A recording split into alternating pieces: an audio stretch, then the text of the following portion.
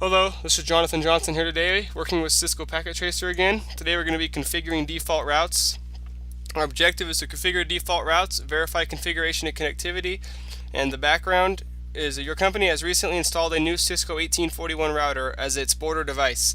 They have leased a 64 kilobytes per second circuit for each office from the local ISP. Since all the traffic that is not local must be routed to the ISP router, the senior network administrator has decided that a default route to the ISP router will be configured. You have been assigned the ticket to complete this configuration. So our step one is going to be to configure the default route on the routers and the switches. So we're going to select the border 1 router. So right here, we select the border 1 router. We're going to view the routing table. We're going to go enable, and then right there we're going to stop. We don't need to go into global configuration. Show IP route. Now we got the show IP route. And then we're going to go over here and we're going to pull up, like it says, border 2 router. CLI, enter. And never spell enable wrong because you have to wait 5 minutes or so for it to reload itself. So border 2, enable, show IP route. Now we got both these IP routes pulled up here of these two different routers. So we're going to match these together and see what we're missing. Now notice, view the routing table. Note, currently the routing tables only contain routing information for the two locally connected networks, and the gateway of last resort is not set. So where'd my other routing table go? We got 2 up here. We need 1 up here too. Alright. Right here, see? Gateway of last resort is not set. And gateway of last resort is not set.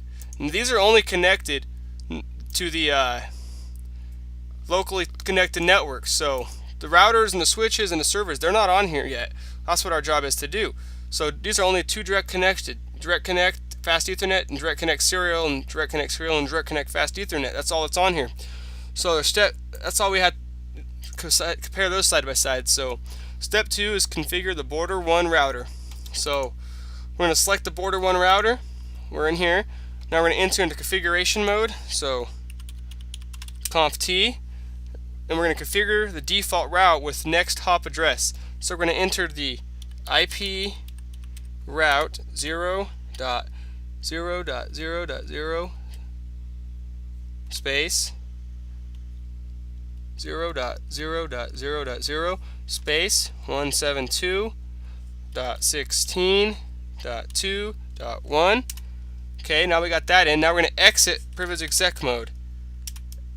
Now we got that set up. So we're going to save this by going copy running config, copy running config, and then go startup config, enter.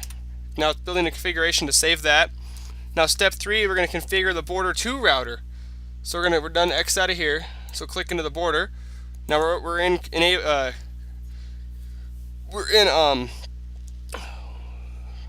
regular mode. We're into the router itself. We need to go into configuration mode, global configuration mode, configuration. That's why you don't spell anything wrong, because it does this and you have to wait 5 minutes for it to reboot itself. Alright, sorry about that.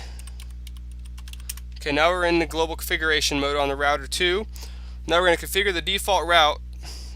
Configure the default route exit interface perimeter. So we're going to go, well, not type in enter. We're going to go IP route 0.0.0.0, and then go 0.0.0.0, and go 172.16.2.1, and we did something wrong, so we got to redo that. IP route 0.0.0.0 0.0.0.0 172.16.2.1, enter. There we go. forgot to put a space between these first two zeros right here the first time. So now we got that set up. We're going to exit privilege exec mode, and we're going to go copy running config startup config to save that. Now we got that set up. Now we're going to configure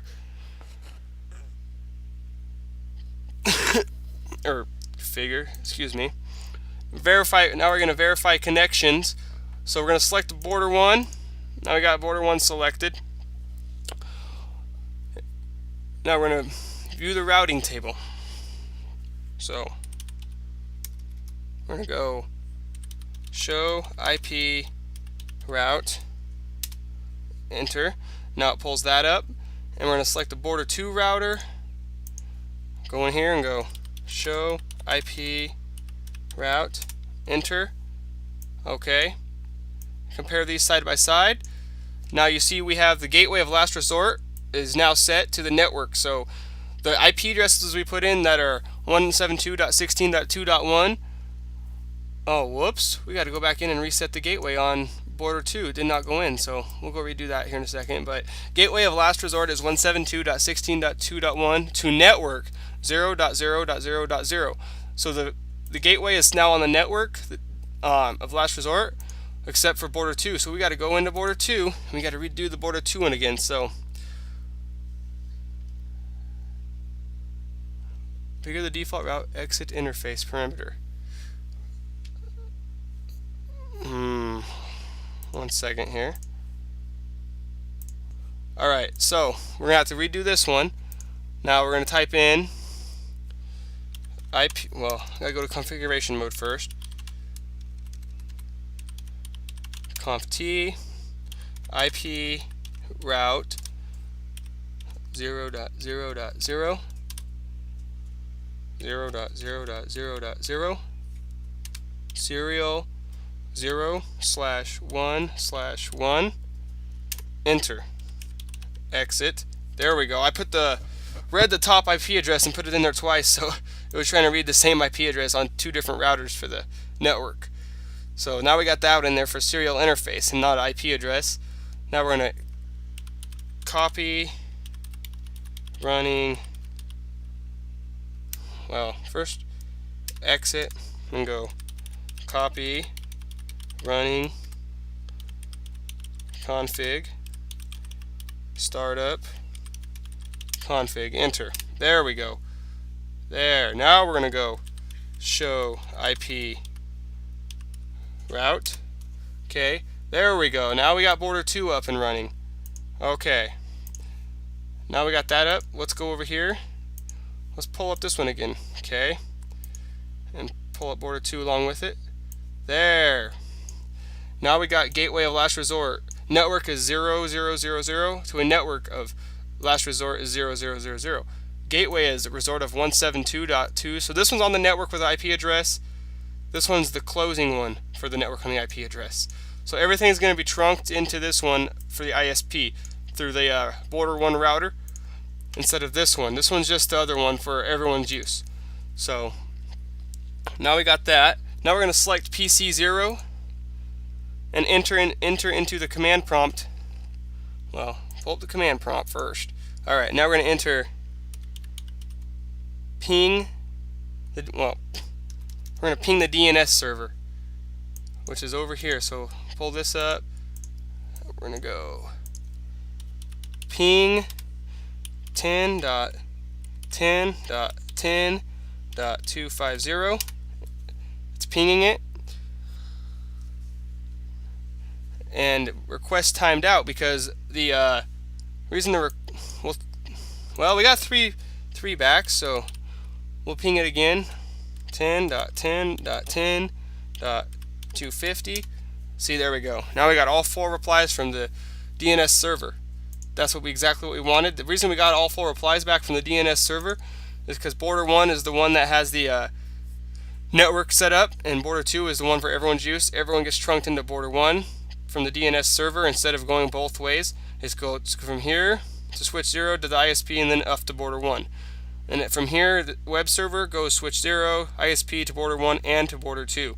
But DNS server just goes straight to border 1 switch only. And that's all I have for you today for the configuring default routes. I hope you learned a little bit something. My completion down here on the bottom says completion 100%. Check results. Congratulations on completing this activity. Assessment items.